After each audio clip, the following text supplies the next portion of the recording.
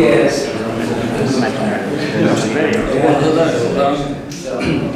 I was rather hoping not to do this because my voice, as you probably heard already, is not in terrific shape. I had a sort of provisional arrangement with Douglas that he would take over from me, but probably wisely, having spoken to us so well for so long, he's vanished, so it's down to me. I'll be very short. My task really is to introduce Chris Thomas, who probably doesn't need much introduction, many of you, and who tells me that he's been clearing paths for 10 years. And is also the vice boss of this organisation, which I'm ashamed to say I didn't know until a few months ago. But I have a path clearing story, which I thought I would share with you. I was an infantry officer for quite some time, and if you're an infantry officer and you go on a walk with somebody, they will assume that you know where you are. In my case, this is confidence that is very often misplaced. On the occasion in question, I was a new boy on the Holy Mountain, and I had spent my first night, as possibly as appropriate, in the Great Lavra. And I was setting out with a couple of friends, fellow pilgrims, to the skeet of St. Anne. And off we set, and after about 20 minutes, the path we were following disappeared into the bush. But being an infantryman, I thought this is just a minor obstacle, not an obstacle to an infantryman, so I ploughed on, following a silver compass. If any of you have done any Scandinavian orienteering, you know what I'm talking about. But eventually, the way became absolutely impenetrable. And just to prove the point, I ploughed into, inadvertently, a thicket, and then dropped about 10 feet into a large hole. And by the time I'd extracted myself from that, the confidence of those I was with had entirely departed. But one of them said, "I think I can hear something." And we all listened, and there was a sound of machetes and saws and axes being wielded. And so we thought, well, there is life. And so we made our way slightly uphill and came upon the path clearers. And they, of course, were on the path that we should have been on, but which I had carelessly abandoned. So I suppose my real task, as well as introducing Chris this morning, is to say how very grateful I am to him, his kinfolk, who do all this stuff. I've never done it, and I'm probably much too old to start doing it now, but I have benefited enormously. I've been to the Holy Mountain now, I think 7 times, and I've walked along a fair proportion of cleared and well-signed paths. So, without further ado, you're on.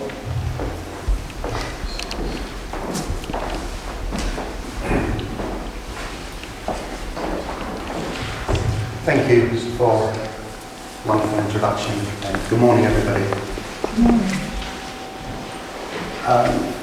Those of you who've heard me speak before will be familiar with my ridiculous enthusiasm about footpaths, and typically I will have a presentation with wonderful photogenic pictures of the Holy Mountain.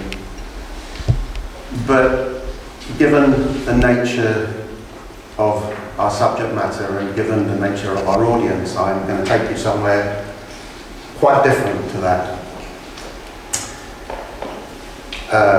I'm going to take you back to the 28th of May 2013 and to a very, well, in fact, pitch black room in a monastery on the Holy Mountain. pitch black and very warm, with no air conditioning, in fact, no electricity. And I was trying very hard to get to sleep. It was kind of 9:30 p.m, which on the Holy Mountain is quite late. And I was trying very, very hard, but failing miserably for two kind of distinct reasons. They kind of merged into one, but they felt distinct at the time.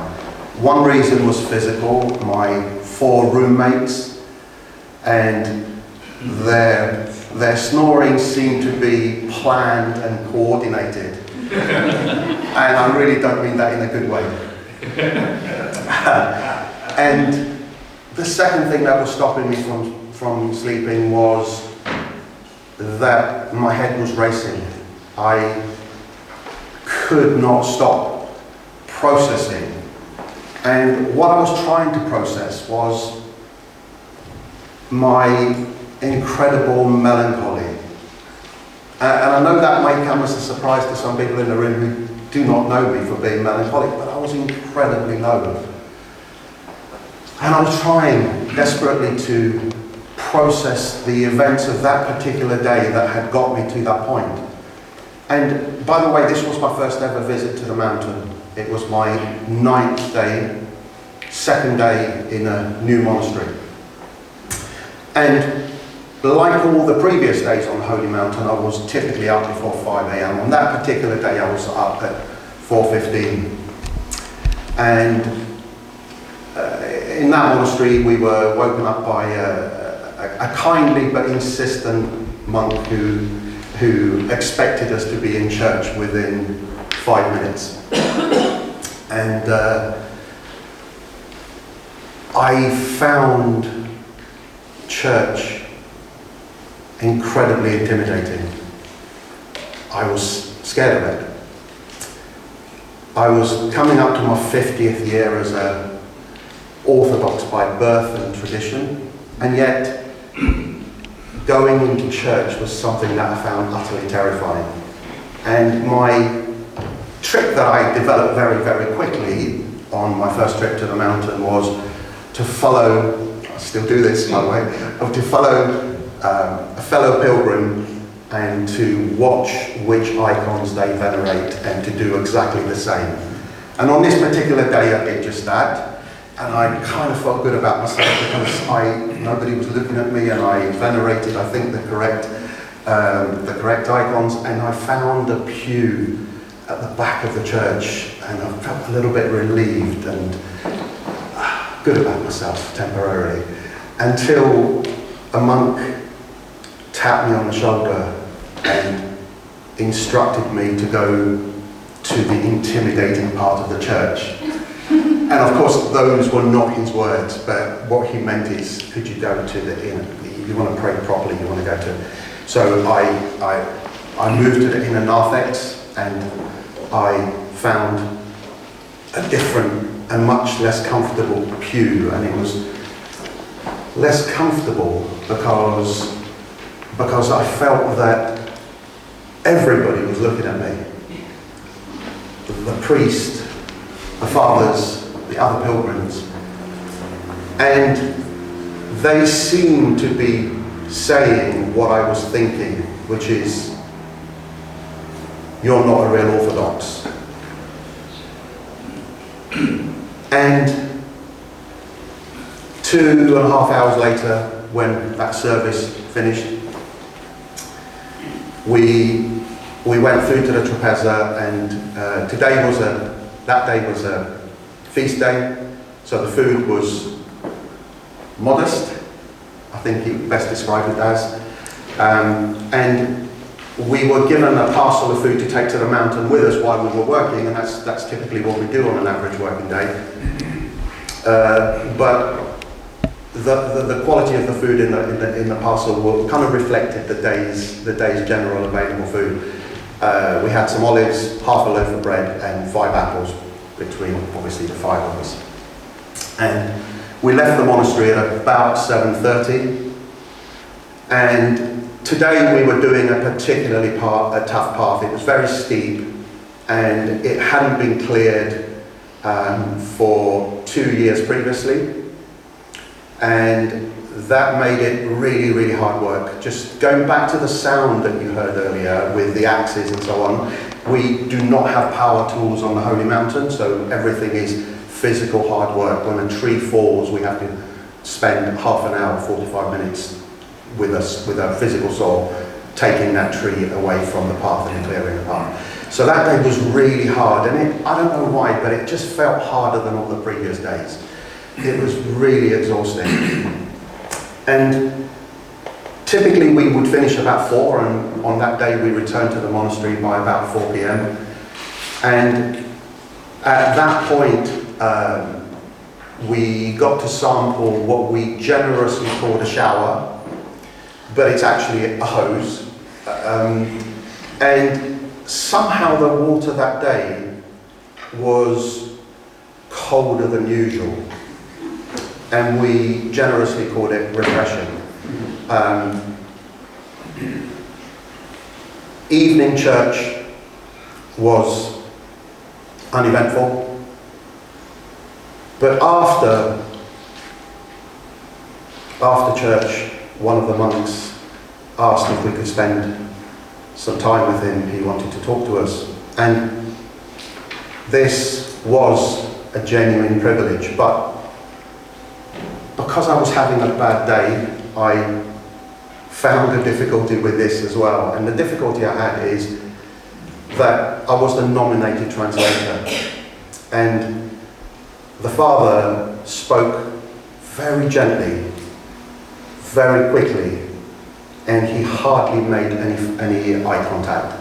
And trying to translate him with my very, very modest Greek was challenging, to say the least. But nonetheless, it was rewarding, but tiring. So that was my day. So I'm back in the room, and I'm still trying to get to sleep, but my thought process has kind of evolved a little bit now, and I've moved away from dissecting the detail and trying to understand.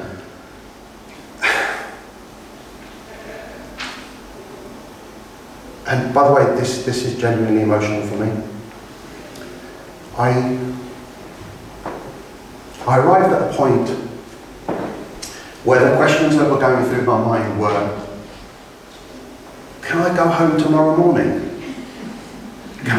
What would be the consequences of that? Would I be letting anybody down? Would I feel regret? Could a helicopter get here? And that was an incredibly low moment in my life. And those people in the room who know me quite well from path clearing don't know that this happened. I wanted to go home. I did not like Mount Athos. I really didn't like it. It was terrible. So, I know what you're thinking here. What happened between 28th of May 2013 and the 5th of November 2022? The intuitive and immediate answer is I don't know. I just don't know. And then I realised that would make this a not very interesting talk if that was my conclusion. And like many of the other speakers, I forced myself to try and think about things that I previously had hidden. In this particular case, all my fellow path clearers think I am some kind of a devotee, and I am, but they don't know that I went through that process. They don't know that I was having an interesting conversation at breakfast, which is it better to repent after a sin, or is it better not to sin? Well, I sinned, and I feel all the better for it. I think the experience that I had was important to me, is important to me. So, I didn't fall in love with the mountain, and I forgive me with the glasses, my notes are kind of at a distance where I can't see them with or without my glasses, which is absolutely fascinating. One of the reasons I chose to share with you today that beginning to my path clearing career, if you want to call it that, is because here we are, thank you. Our subject Thank is... you, lovely. Hello, do come in. Our subject is footpath clearing as pilgrimage, and for very obvious reasons I didn't think I could address this particular audience either with a lie at the heart of my story or even with an omission. So that's the reason I've shared it with you. And what I've done is I've forced myself to dig deeper, to try and understand what happened, what was the transformation, why am I here today talking to you about football. And I can give you a summary. I think the mountain left me completely disorientated. My supposedly high status kind of melted away while I was there. I wasn't expecting this. My phone had no coverage. My fancy American Express was obviously completely useless. Church, as I've already said, was forbidding. The physical work was punishing. My fellow warriors were smart and kind, but I've already explained the problem that they caused me. I didn't like the showers. I definitely didn't like the toilets. I was unsure about the food. The hours were tough. I could not grab a drink from the fridge when I wanted one. You get the general idea. And then eventually it dawned on me. Took some time, I'm sorry. Access to fridges, hot water, proper showers, soft beds, fancy credit cards. Those things are only really available to a tiny proportion of the world's population, and even to those of us that they are available, they have only been available for a short period of time. If you think about history, if you think about what somehow I believed that those were my rights, and it's kind of embarrassing to realise that they're not. And this very simple repackaging of the truth changed my life. I apologise to everyone in this room who is more enlightened than me, which is obviously everybody, that it took me so long, and I am genuinely embarrassed by it. So within a week of returning from my first trip to Athos, which I've already said didn't enjoy, I resolved that I would return within a week. Not only to the mountain, but also to the specific monastery with the poor showers and the non-existent air conditioning. And this I did. Not just in 2014, but also on another 3 occasions subsequently. In total, I've now been on more than a dozen pilgrimages to the Holy Mountain, including, I'm very proud of this, very, very proud of it, including twice a year in each of the COVID years. And I'm particularly proud of that because I felt that our friends and the mountain needed us, and I was very proud that we made the effort to get there. But it also added a little bit of the challenge that Douglas was referring to earlier on, which is flying to Greece during a pandemic, having a test before going, having a test on arrival, having a test before going onto the Holy Mountain, sometimes having a test at individual monasteries, then coming off the mountain and having a test in Thessaloniki in order to be allowed on the plane to the country of your residence, was a little bit of a flavour as to what our predecessors would have gone through to go on a pilgrimage. So it was good.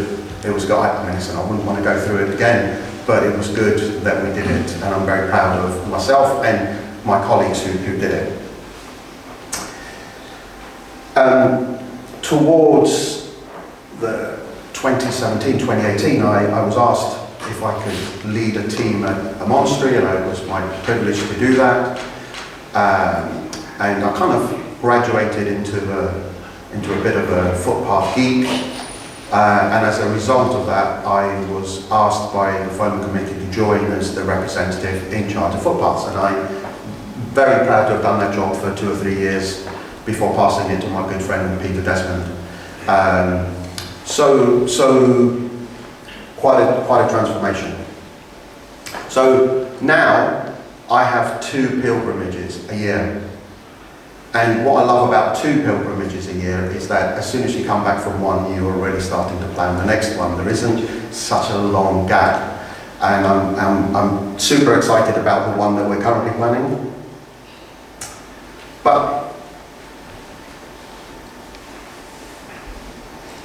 let me tell you why I think I'm super excited. Because when we go on our footpath pilgrimage, we don't just visit, we don't just pass through, we move in, we temporarily become residents in the garden of the Mother of God. But more than that, we receive a blessing to tend the garden of the Mother of God. And if you think about what an incredible privilege that is, if you think about how much we know about the landscape of the mountain, it's matched only really by the people who live there. We know an awful lot about the ecology, the geography, the footpaths, the garden. We really know it well. What an incredible privilege. So, it will be true to say that our approach to pilgrimage is literally from the ground up, and I think it is. Our presence in the monasteries comprises a set of separate but connected pilgrimages. So what I mean by that is each individual pilgrimage has a set of objectives, and I'll come to those later on, but because we undertake them at least once a year, and as I say, sometimes more, they are kind of connected. They are not individual. They are interconnected, and we've now been doing it for 20 years, and the interconnectedness of the individual pilgrimages bring a set of benefits and also a set of responsibilities.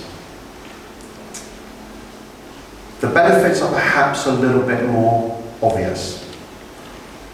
The most important one is familiarity, of course. We are going somewhere where we are familiar with the landscape, with our hosts are familiar with us. In our case, I hope that familiarity has led to respect, mutual respect over the years. And there's an important thought at the back of our mind every time we go there, which is to do with what I call continuity. Those who have gone before us have contributed to the welcome and the experience that we have.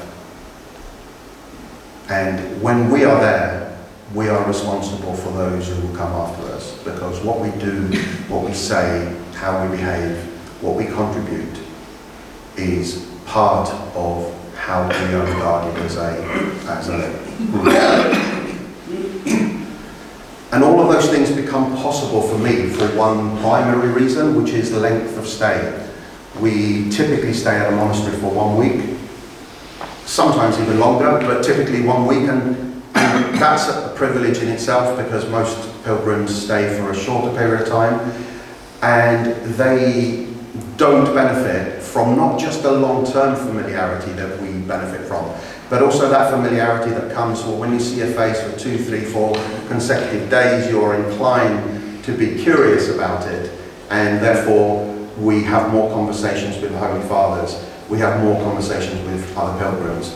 As I say, the length of stay is an enormous benefit. But a little bit about the responsibilities, because they are perhaps less obvious. I would say that, I don't know whether this is the correct phrase, but our standards of behaviour are higher. we are visiting the home of our hosts, and we behave precisely as they would like us to behave. And what I mean by that is we always wear long sleeves, we never take photographs without permission, we never complain about our accommodation even if we want to. we just never do. It's not a holiday. We're not there to want a better room. We're there to work, we're there to pray, and as I say, we're there to represent our colleagues who are going to be there the following year and the year after that. So it's really important that we don't come across as unsympathetic to the way that American works. It's really, really important to us.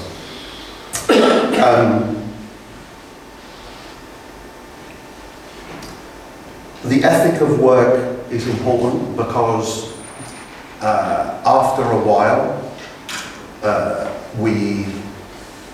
and by the way, this has got both a positive and a after a while, because we become residents, because we are treated almost as residents, we are.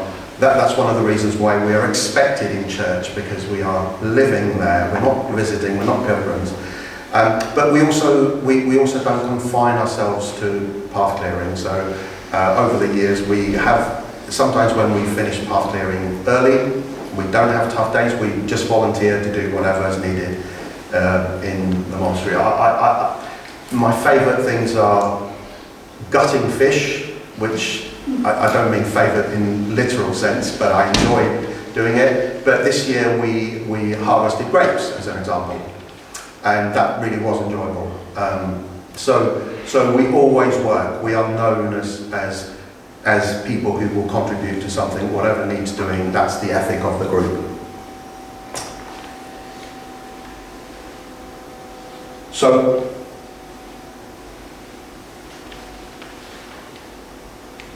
I'm probably giving you the impression, I hope I'm giving you the impression as to how rewarding the footpath pilgrimages are. The aspects that are particularly rewarding are worth touching on. There was a wonderful phrase from last night. Sister Magdalene, she said, topos without the tropos, tropos with the tropos, whatever. The point is that footpath clearing attracts what I call givers, people who are there because they want to give. It's kind of self-selecting, and that means that you are almost always with people that you really want to be with. They are generally good people. We've had very, very few exceptions to that rule. The people that you're with are not just generous by their nature, but somehow they're always distinguished in other respects. And I don't just mean by profession, although sometimes that's true. You are there with people that are publishers or scientists or doctors, but even if they don't have an impressive sounding job, they are distinguished in some other way because they know everything about trees, or they know everything about birds. They know everything about the architecture of the Holy Mountain, and there's even a person in this room that knows everything about the iconography of the Holy Mountain. And you're spending time with people that are always enriching you, me in particular. And not very surprisingly, these pilgrimages lead to lifelong friendships with a number of people that I have only known through going to the Holy Mountain. And by the way, I'm very proud to say that that includes a significant number of Holy Fathers who I genuinely would call friends, and with whom I have the kind of relationship where if I see them once a year or twice a year, it was like I saw them yesterday. Our conversation goes to that level. That's how I define a real friend, the ability to have a conversation as if you have not seen each other for a year. And conversations are important because I would say one of the other benefits of pilgrimage to the Holy Mountain is the ability to have conversations that are not really possible elsewhere. This might be one of the mysteries that were referred to frequently last night. I don't know why, but there are conversations that you have with people on the Holy Mountain, fathers and fellow pilgrims, that would simply not be possible. They would be too detailed, they will be too personal, they will be too painful, but not on the Holy Mountain. You find yourself having conversations that simply are not possible, and I don't know why. I'm sure I'm the least expert person on the subject, but I know that that's the case. I know that's the case. And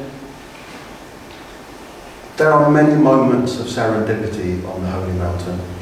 Again, another mystery. There are incredible moments. I have some photographs in case we have some time, by the way, because of course we are talking about a wonderful place. I do have some photographs, but let me tell you a beautiful moment. I should never forget it, and this is a story that doesn't yet have an ending, by the way.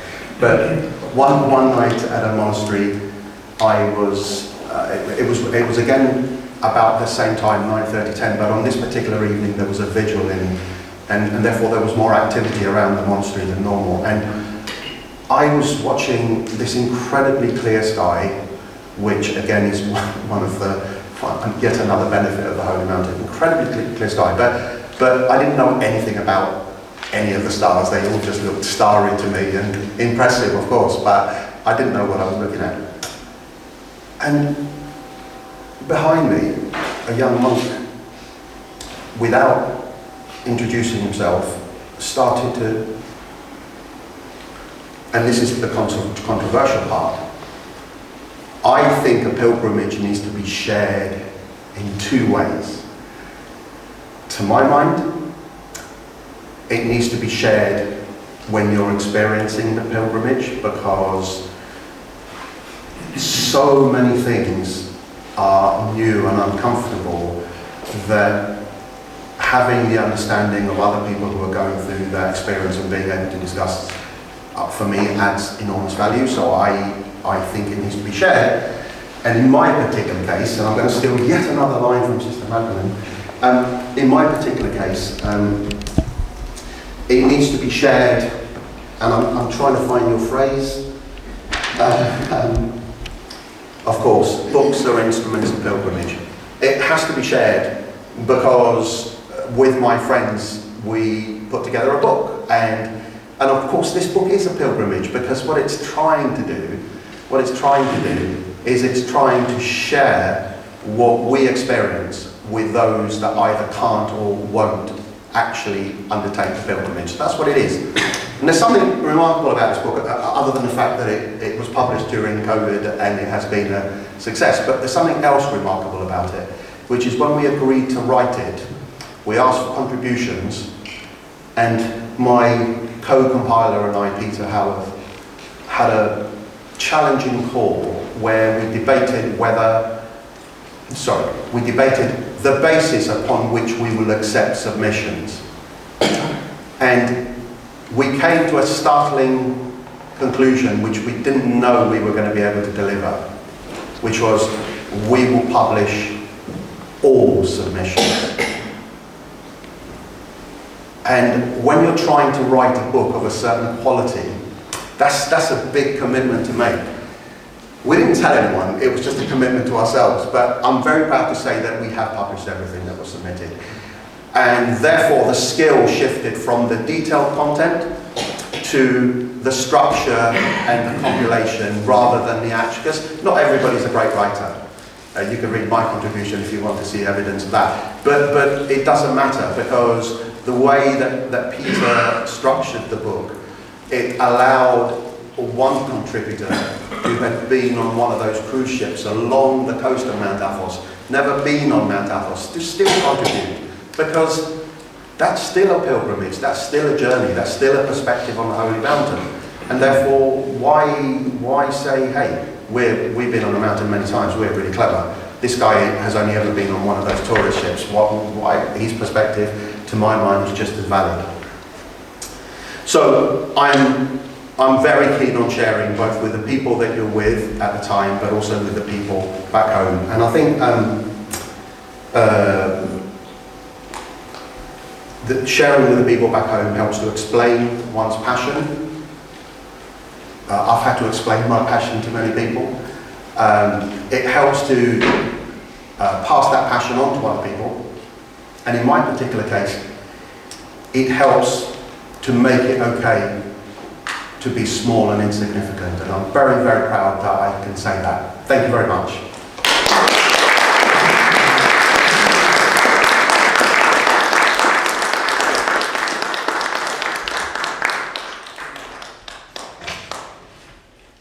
I don't know if I'm taking my own questions, am I? Have I got time? Yes. 25 minutes, okay.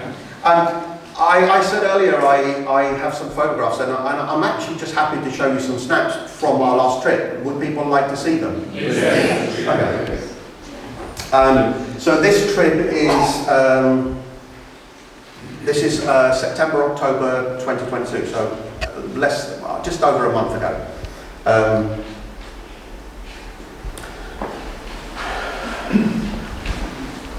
It's such a shame that the Eagle Man is not here, because I wanted to ask the audience whether anyone knows where this is. And I know the Eagle Man would have known, but he would have smiled and not said anything. But I love this picture because it's taken just inside the Hillendar Monastery. And I don't know what it is about it, but every time I stand there, I feel that I am perhaps in the most holy place that there could be. I just love that particular spot. This gives you a bit of an idea as to what we actually do. So we say path clearing, but what sometimes that means is trying to ensure that there is a way from, in this case, a road to a path that's high up. And it's possible to climb it, but it's dangerous. So what we are doing here is we're placing a rope, and we are, as you can see, there's one person in the trees, there's one person trailing the rope down, two supervisors, and obviously me taking the photograph. But this is a pretty typical bit of work. What we're trying to do is make sure that something is navigable. And this is me in front of the interesting and beautiful monastery of Madingley with a fellow path clearer. View from Hillendar. Team at Hillendar week 1. Wonderful vineyards of Hillendar. This is where we worked for a couple of days harvesting grapes. There's even talk of a grape harvesting trip for next year, but it's getting too complicated. I want to stick to footpaths personally.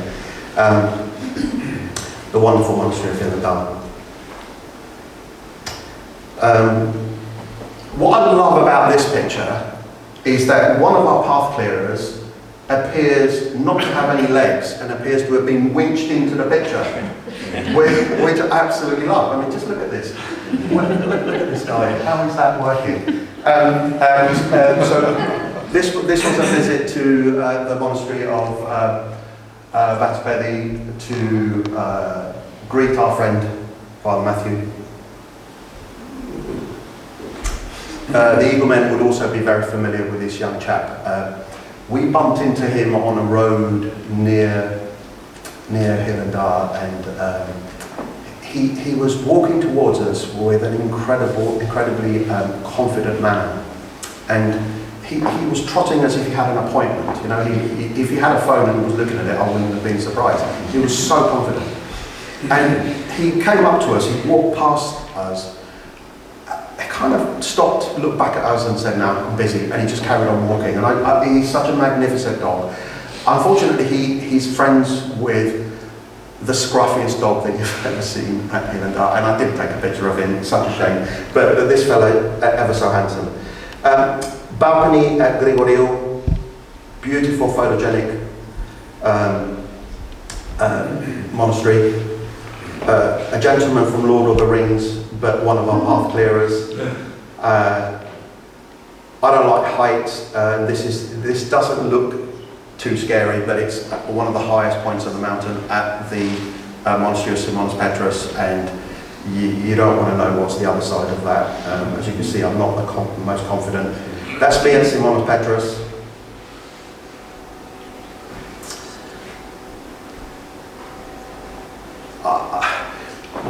Can I just go back to one of the phrases? And maybe this comes up in the question. Sister, you said last night, the impact of picturesque landscape on pilgrimage. I don't know what the impact of this. I do know that it takes your breath away. I don't know what that means, but actually here's a story. So this is the least attractive picture. On one of our trips, we decided on this particular day to divide a group of 4 into 2 groups of 2. So it was myself and a colleague, Gus, and we were walking along to a skeet called Athos, and just as we had reached our destination, we spotted this youngster. It's called a nose-horn viper. A nose-horn viper. And what's interesting about snakes is that I've seen many of them on the Holy Mountain, but this is the first time I came literally face to face with one. And something extraordinary happened as we spotted this snake.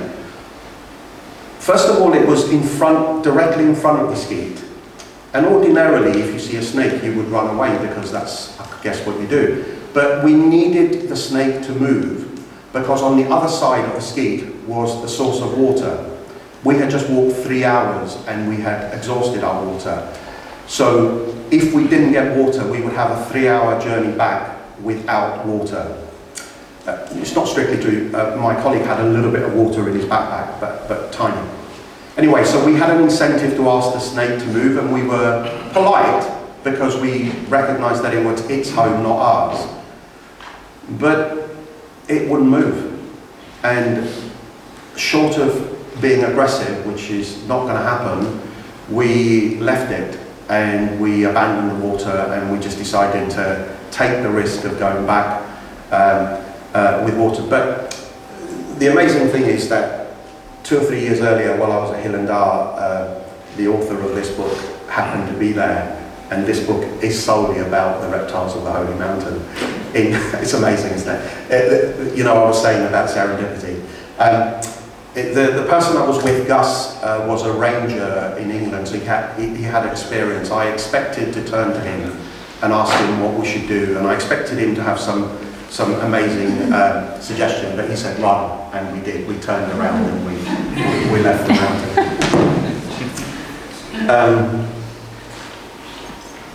This is at the Holy Monastery of Athos Pavlos. This is the view from the Onision at the end of the day. This is Father's, and this is our group at the end of the trip. Gives you a bit of an idea as to our group was a little bit bigger than that. Some people left after the first week. But in any event, those are my snapshots. Are there any questions? Sister? Not really a question, just to make sure everybody understands that there isn't a conflict between us about the idea of sharing. Because everything you said about sharing could involve a sacrifice on your part, not preserving this mystery for yourself. You might lose something, but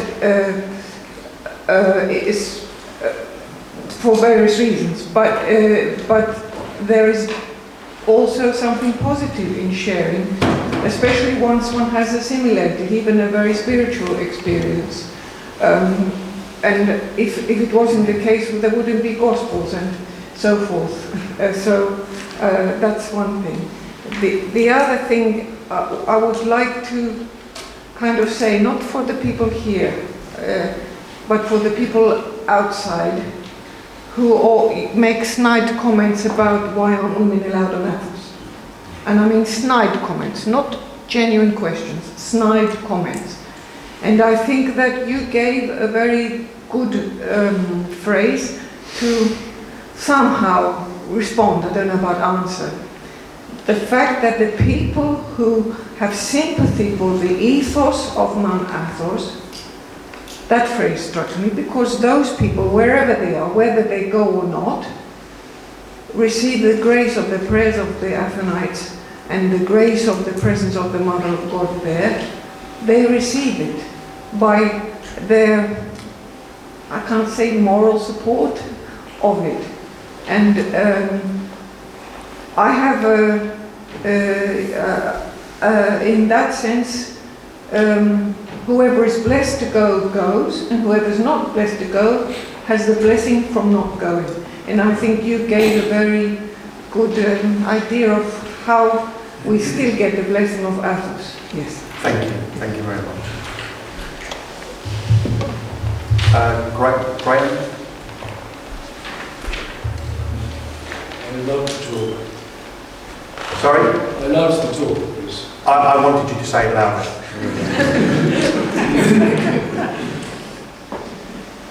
The first time I went to the mountain, I hated it. Most of the monasteries were idiosyncratic. The food was revolting. Out here. They were very dirty. The monks were pretty unfriendly in most cases. I got lost, and I just wanted to go home. But I do have a question. Why do we go again when we experience that? I try to answer that. I find it laughable that any of those inconveniences matter. I mean, that's I'm embarrassed that, I mean, do those things still happen now? Yes. Do I notice them? No. It's like holding a newborn baby and worrying about whether it might wee on your hands. I mean, you know, the enormous pleasure of one is so dominant that the other thing just doesn't matter. So do I eat bad food? Do I still have cold showers? Do I meet snakes? I promise you I don't like snakes. Even unfriendly monks, not unknown. But I feel that something has armed me to not care about those things. They're just not relevant. Something greater is happening. So I really don't know why we go there over and over again. I could pinpoint some moments. I could say that you know, sitting having a coffee with Father Theodosios at Hillendar as an example for half an hour. You can't buy that. You can't listen to somebody as incredibly knowledgeable about life anywhere else. So that's why we go again, I think, because those minor things don't matter. Any other questions?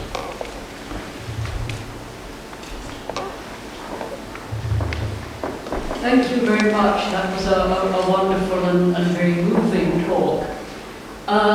Some months ago, earlier this year, I was in Trondheim in Norway, which is a centre of quite a recently restored pilgrimage site. There's a cathedral of St. Olaf. And there were people there talking about pilgrimage that they had made on foot. Very much the modern sort of pilgrimage where the actual travel is the point of it. And I was approached by one weather-beaten Norwegian who I think has become something of a sort of professional wandering pilgrim, and he was interested in finding out more about orthodoxy and the Holy Mountain. And it occurred to me later that perhaps the path-clearing pilgrimages might be ideal for people like this who want the experience and living through the privations of being a pilgrim rather than simply going to a holy place. Would you agree that it would be a good way into Orthodox monasticism for someone like that? Yes, I listened intently last night to the debate about whether hardship contributes to the essence and the meaning of pilgrimage. All I can say is that for some people, I believe it does. I think some of us just need to learn stuff. I mean, ignorant people like myself kind of need a little bit of a smack. And I feel for some people, therefore, a shake-up is appropriate. I don't know whether that's true for everybody, but I think those people who are typically lacking knowledge, depth, spirituality, I think the work is a wonderful introduction and something that allows you to move from, as I say, from where I was, slightly self-centered individual who, somewhat spoiled and expected things. As I say, I didn't do anything to change my perspective, but the work, I think, in the end is what made it for me. I wanted to go and clear those footpaths. So yes, I think for some people it's very powerful. I think we still have a couple of more minutes. Any more questions? Geraldine? Yes.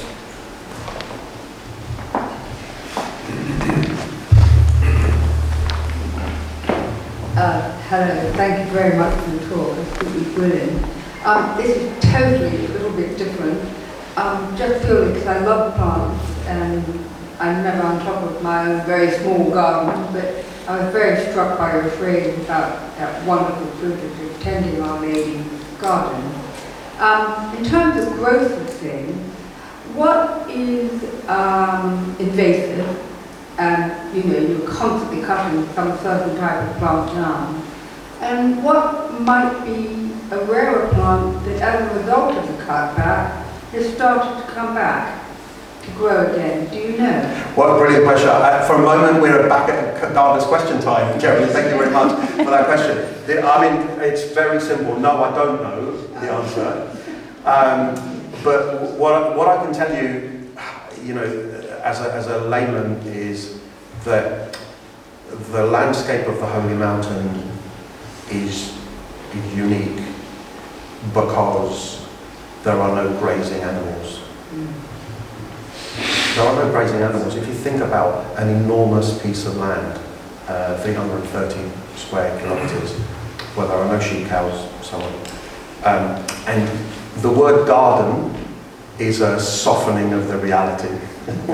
So I would say that most of the stuff that we're cutting down is stuff that will scratch you, and that's why we cut it down, is because it impedes the paths. And I said I was going to touch a little bit on our objectives. I mean, our objectives are really simple. We want to help the fathers preserve the mountain the way that it's been for 1,000 years. Now, it's obviously not a battle we're ultimately going to win, but it's something that we can slow down the development of roads. It's something we can stop coaches being delivered to the Holy Mountain. We don't want more trucks on the Holy Mountain. So the more people walk, the more we have a chance of preserving. In some cases, the monks really do use our paths, but if you think about it, the fathers are typically centered around their own environment, and they tend to be very inward rather than traveling between monasteries. Weirdly, we travel between monasteries more than anyone else, and I didn't want to say this earlier, but we possibly know the peninsula better than anyone else, just because we're not confined to one area. We go to all of the monasteries. So when we say garden, we mean slightly aggressive wood. And no, I'm so sorry, I couldn't possibly answer. But you know what, there'll be someone in our group who would be able to answer that question, and that's what I love about it. Just for what it's worth, in order not to be the only person in the group that knows nothing about anything, I am currently studying a course on olive and olive oil, the history of olive the history of volleyball in Greece at the University of Athens. So I will become knowledgeable. I will become one of those people that knows something, and I can't wait. I can't wait to actually know something. Yeah, I can become like an academic. I can do that. Sorry. Thank you very much, Chris. In all of your visits, have you ever gone without being in that role of a footpath clearer, just without any other description, just as a pilgrim, kind of as an anonymous footpath clearer? That's such an interesting question. I've been. The answer is no. You know, you're marked for life. You know that people know who you are. They associate you, and but I have been on trips where we have done no footpath clearing. But what we call those trips, we call them recce's, and they are an excuse to go to the mountain an extra time. What we do is we inspect the paths, we check that our tools are in good order. And there is an important role on the mountain that we don't. It's not something that we talk about, but our relationship with monasteries need to be maintained. They don't look after themselves. We have to. Douglas mentioned earlier on about the sensitivities of individual bishops and territory and so on, and we too have to make sure we have the right blessing, and sometimes. As was the case in the past year, a monastery has a new abbot. When we asked for permission to stay, the answer came back that didn't really need their footpath clearing. Thank you very much. We thought, oh, that's so sad. You know, for 15 years we've been doing this. But it was the new abbot and the fact that he didn't know who we were, didn't understand what we do. So on our non-working trip, we asked to see him, we gave him a copy of the book, we explained our work, and we now have not just our old privileges back, but we've got 2 weeks stay there as opposed to our traditional 1 week. So that's the kind of work that needs to be done in order to that's why I say these pilgrimages are connected to each other. They don't just happen on their own. So no, I have never been as a civilian, is the answer. Every time I go, it's to do with the footpaths. Thank you so much for listening to me, and much appreciated.